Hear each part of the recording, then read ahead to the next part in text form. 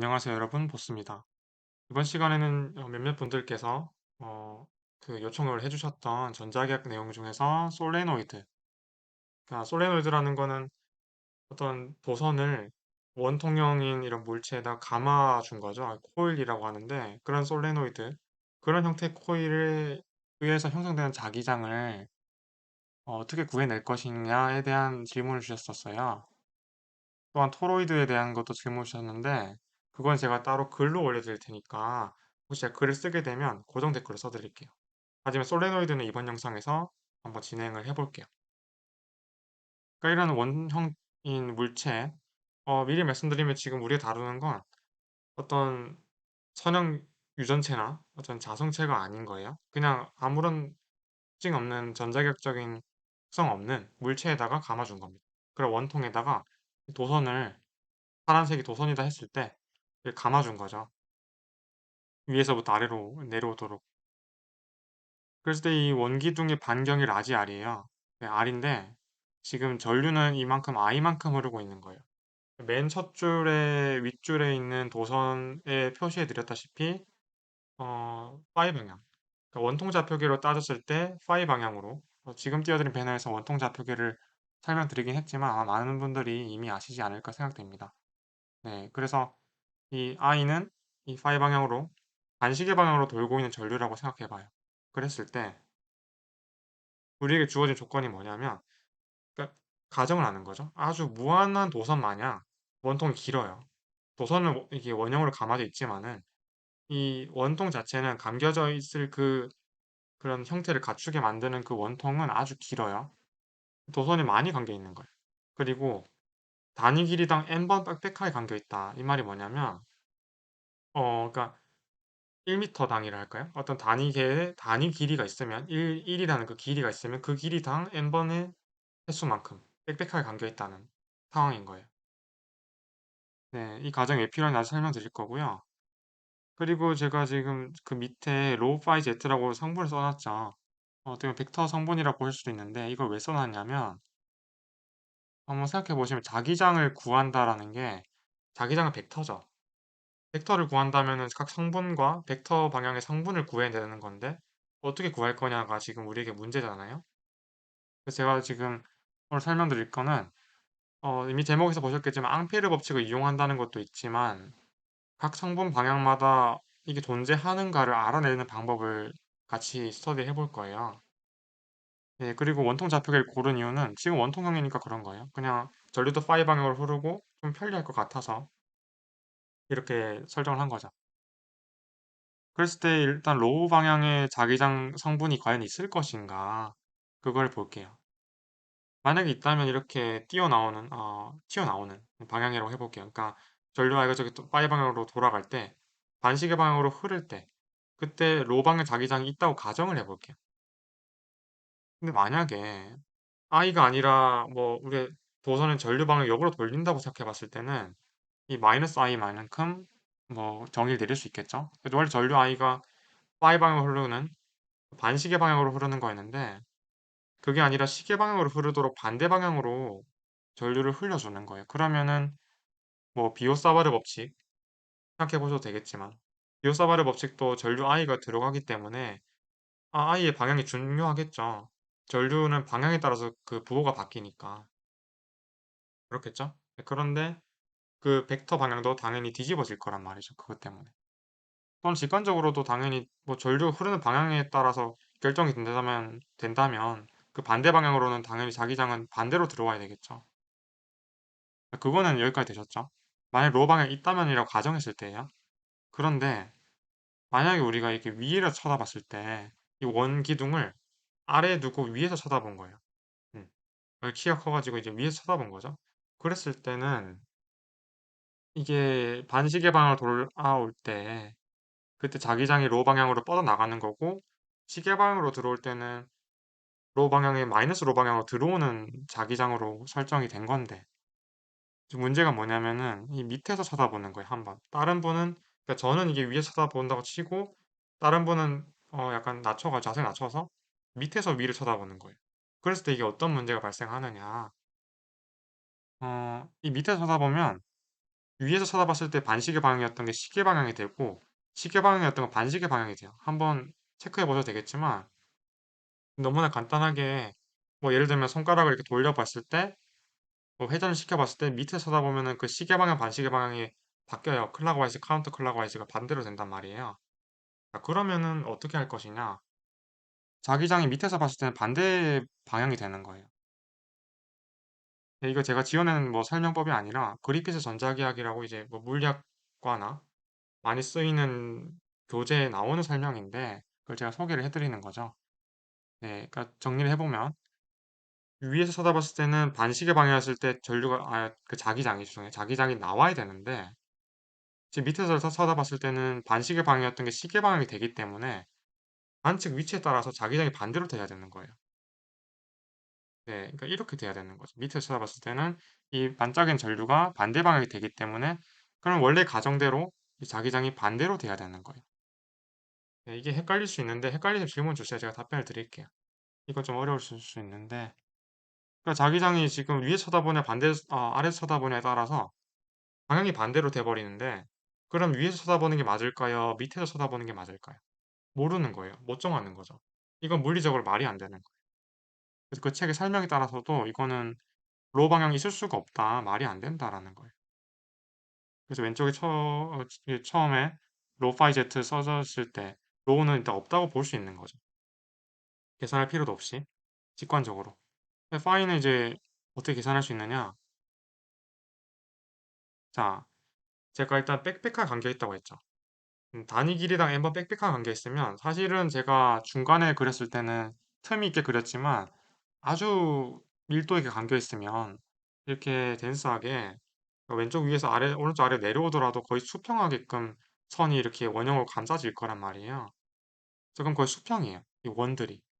그렇게 가정을 할 수 있는 거예요. 이상적으로. 그러면은 이 앙페르 고리를 잡아봤을 때 자, 앙페르 고리라는 거는 오른쪽 위에 지금 띄워드린 벤을 설명을 드렸다시피 그 어떤 고리를 폐곡선을 잡으면 그 폐곡선을 뚫고 지나가는 전류가 이렇게 무한히 뻗어나갈 때 그때는 자기장에 대한 선적분 값이 그 경로에 대해서 있었죠. 네, 0이 아닌 어떤 유한한 값이 있었어요. 근데 왼쪽 그림 보시면은 이 고리 안에 통과를 하는 것처럼 보이지만 통과를 안 하는 거예요. 이상적으로 봤을 때. 거의 수평한데 뚫고 지나간 전류가 아예 없다고 볼 수 있는 거예요. 네. 그래서 이 거의 원에 걸쳐져 있을 수 있어도 통과한다는 아래에서 위로 통과하거나 위에서 아래로 통과한 전류가 전혀 없다고 볼 수 있기 때문에 이것도 파이가 있어도 0인 거예요. 자기장 방향은 파이 방향 성분은 없어요. 0인 거죠. 남은 건 Z축 방향 성분이죠. 사실 이게 공대형 교재에서 아마 설명이 자세히 안 돼 있어서 질문 주셨던 것 같아요. 근데 이제 프로파이는 없다는 게 이제 우리는 알게 됐으니까 Z축부터 봅시다. Z축에 대해서 앙페르 고리를 잡아서 이번에 앙페르 법칙을 또 응용을 해서 이용을 해볼 거예요. 자기장이 B라고 했을 때 B에 대한 폐곡선에 대한 선적분 값은 뮤제로 I입니다. 원래 H에 대한 선적분 값으로 I를 제가 설명드렸지만 뮤제로가 붙은 이유는 우리 다 했었죠. 네, 지금 띄워드린 배너에서 투자율, 자기 감수율에 대한 개념도 했지만 진공 상태에 있을 때도 투자율을 정의할 수 있었죠. 그거를 곱해줘야 됩니다. 그렇게 하면 간단한 식이 되죠. 원래 우리가 알고 있던 앙페르 법칙에 있어서. 그리고 앙페르 고리를 이렇게 시계 방향으로 잡아주는 거예요. 그 선적분을 시계 방향으로 해준다 치면 우리가 보는 이 앞부분에서 볼 때 시계 방향으로 자기장을 돌려주면서 선적분을 해주자고요. 그랬을 때 이 선적분 값은 얼마일까요? 생각해보시면 0이죠. 전류가 통과를 안 하잖아요. 물론 아까는 가정을 해서 거의 원형 도선이 그 앙페르 고리에 통과하지 않는다고 생각했던 거지만 이거는 그런 개념이 아니라 아예 그냥 전류 도선이 없죠. 전류가 흐른 도선이 저기 통과를 안 하니까 저 앙페르 고리를 바깥에 잡으면은 자기장에 대한 선적분 값이 0인 건 맞죠. 그랬을 때 이 방향은 없죠. 네, 제가 뭘 설명드리려는 거냐면 폐곡선에 대한 선적분을 이렇게 한 바퀴 쭉 돌려주는 건데 돌아가서 이 위아래는 0인 거죠. 로 방향이잖아요. 로는 그 반지름 방향으로 뻗어나가는 방향인데 그게 바로 지금 이 나가고 들어오는 방향이 이 지금 위아래의 이 벡터 방향이니까. 그건 없다고 이미 봤고 우리 물리적으로 직관적으로 살펴보았죠. 하지만 위아래는 없다고 가정하기에는 이르기 때문에 실제로 있기 때문에 그래서 우리가 그 점을 파악할 수 있다면 또는 가정을 일단 있다고 가정한다면 Z축 방향은 선적분을 해보자고요. 자, 그랬을 때 일단 위아래는 없다고 말씀드렸으니까 뺄게요. 네, 그런데 위에서 아래로 가는 오른쪽이랑 아래에서 위로 가는 왼쪽이 있는데요. 일단 태국에 대한 선적분 값이 0이기 때문에 Z축 위아래로만 지금 선적분 경로가 남은 거잖아요. 그럼 이 두 개는 크기는 같고 방향은 다른데 크기는 같고 그래서 방향은 반대인데 크기는 같아야 되겠죠. 왜냐면 이 합한 게 0이어야 되니까 완전 대칭으로 이렇게 상쇄돼야 된다는 거 의미예요. 그런데 이 부분을 무한대만큼 멀리 떨어뜨리는 거예요. 네, 이것도 사실 중요한 직관적인 부분인데 매우 멀리 떨어뜨리면 그만큼 길다란 무한히 긴 무한까지 갈 필요도 없이 그냥 아주 긴 그 직사각형 고리가 될 거 아니에요? 오른쪽 변은 멀리 떨어진 만큼 자기장에 대한 영향이 없어질 수밖에 없어요. 왜냐면 왼쪽에 소스, 중간에 소스가 있는데 어떤 원천, 전류를 뿜어내는 게 있고 만약 그로부터 자기장이 있다면은 있다 하더라도 우측 변에 있는 저기는 자기장이 점점 옅어져가지고 0으로 가까이 갈 거예요. 물론 이거는 지금 띄워드린 배너에서 비오사바르 법칙을 설명드렸을 때 자기장이 소스에 대해서 거리의 제곱에 반비례한다는 거에 있어서 거리가 멀어질수록 0으로 가는 건 맞지만 그런 거 아니어도 소스가 저기 중간에 있는데 멀리 떨어지면은 0으로 가까이 갈 거 아니에요. 네, 그런 개념으로 설명드릴 수가 있는 거죠. 그래서 결국은 왼쪽만 남아요. 이 반짝거리는 건 남는 거죠. 근데 그게 0이어야 되는 거예요. 자, 정리를 해보면 해곡선에 대한 선적분이 0이어야 된다는 사실과 위아래 로 방향은 다 0이어야 되는 것과 또한 우측 변을 멀리 떨어뜨려도 결국 통과한 전류는 I는 없기 때문에 그래서 우변을 0으로 되면 왼쪽도 0이 돼야지만 전체가 0이 되는 게 맞죠. 네, 그래서 이거는 결론이 뭐냐? 외부에서의 자기장은 0이에요. 심지어 Z축 방향도 성분이 없어요.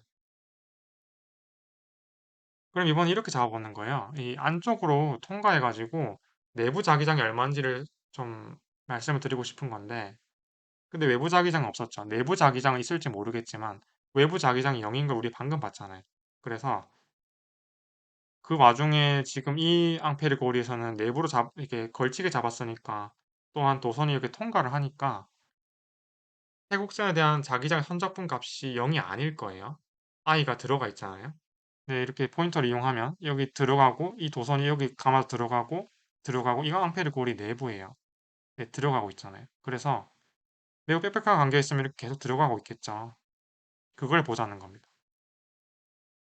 이게 시계 방향이죠, 그리고. 네, 시계 방향으로 돌려야 되는 게 앙페르 법칙은 이 그 앙페르 고리가 이 오른손을 감아질 때 전류는 사실 엄지손가락이 향하는 방향으로 기억을 하시면 쉽겠죠. 그러니까 전류는 이렇게 파이 방향, 반시계 방향으로 이렇게 들어가고 있는 거니까 그러면 엄지손가락이 이렇게 우리로부터 화면 쪽으로 들어가는 방향이 되겠죠? 그러면 자기장 어떻게 해야 돼요? 시계 방향으로 오른손으로 감아지는 나머지 네 손가락으로 감아지는 방향으로 선적분을 진행해 주면 되는 거예요. 그걸 한번 봅시다.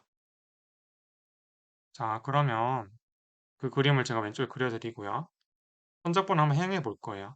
그래도 일단 로 방향은 없는 게 확인됐고 직관적으로 봤고 오른쪽에 있는 변도 외부 자기장은 0이니까 자기장이 0이기 때문에 선적분도 없을 거예요. 그러면 어디만 남나요? 어디만 남을까요? 그죠? 왼쪽 변만. 이건 내부니까 일단 있다고 가정했을 때 있을 거예요. 그 내부 자기장을 측정하기 위해서 왼쪽 변에서만 자기장을 계산해 주면 되는데 근데 그저 선적분 해주면은 뮤제로에 얼마만큼 곱하면 되나요? 저 통과한 전류만큼 곱하면 돼요. 근데 그건 I가 아니죠. 도선. 각 도선만큼 마다 흐른 전류가 I인 거고 그 마다 흐른 전류가 I일 때 총 저기 네모 안에 들어간 전류는 뮤제로에다가 NIL을 곱해야 돼요. 자, NIL이 왜 NIL인지 보면 포인터 들고 왔는데 이게 L이 이 길이에요, 이거. 이 길이가 라지 L이라고 합시다.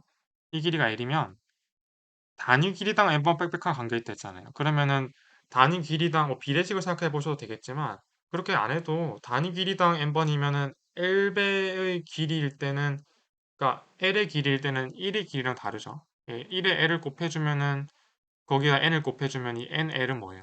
네, 이 길이 l일 때 몇 번 감겨 있느냐가 나온 거고 그 nl에 i를 곱해준 거예요. 왜냐하면 각 도선이 그 감겨 있는 그 nl만큼 빽빽하게 감겨 있는 도선들이 각각의 전류 i만큼 가질 테니까 그러면은 nil이 여기 통과하는 총 전류가 되는 겁니다. 이 도선 고리 안에. 네, 그렇기 때문에 이 뮤제로 nil이 되는 거고요. 근데 그거는 b에다가 l을 곱한 거죠. 자기장은 내부 자기장이 있다면 왼쪽에서 위로 향하는 방향일 텐데 그만큼이 어때요? 네, 거리 L만큼 곱하면 되는 거죠. 네, 그렇기 때문에 우리 적절히 앙페르 거리를 잡아준 덕분에 이렇게 간단하게 계산될 수 있고요. 자기장 B의 크기는 결국엔 내부 자기장이 뮤제로 NI라는 걸 알게 된 거죠. L은 약분시키면 되니까. 결론적으로 내부 자기장은 이렇게 표현될 수밖에 없네요. 네, Z 방향만 남는데 그게 결국에는 시계 방향으로 대곡선의 경로를 선적분 해줘야 된다고 했었고 그건 아래에서 위로 가는 방향이니까 Z축 방향 단위 벡터로 표현해 줄 수가 있겠죠. 언제? 네, 전류가 파이 방향으로 흐를 때 원통 좌표계의 파이 방향 말씀드리는 겁니다. 그랬는데 이게 사실 0일 수는 있죠. 언제? 바깥에는. 그러니까 코일 내부. 이 도선 내부에서는 존재를 하지만 외부에서는 0이라는 사실을 기억해 주시면 자기장을 적절히 표현할 수 있을 거예요. 물론 교재마다 이 0 벡터로 안 하고 0으로 표시할 수 있는데 벡터가 스칼라랑 같지는 않으니까 그래서 제가 표시를 0 위에 화살표로 0 벡터로 표시를 한 거예요. 근데 뭐 벡터에서의 덧셈에 대한 항등원으로 보시면 됩니다. 어쨌든 0이에요.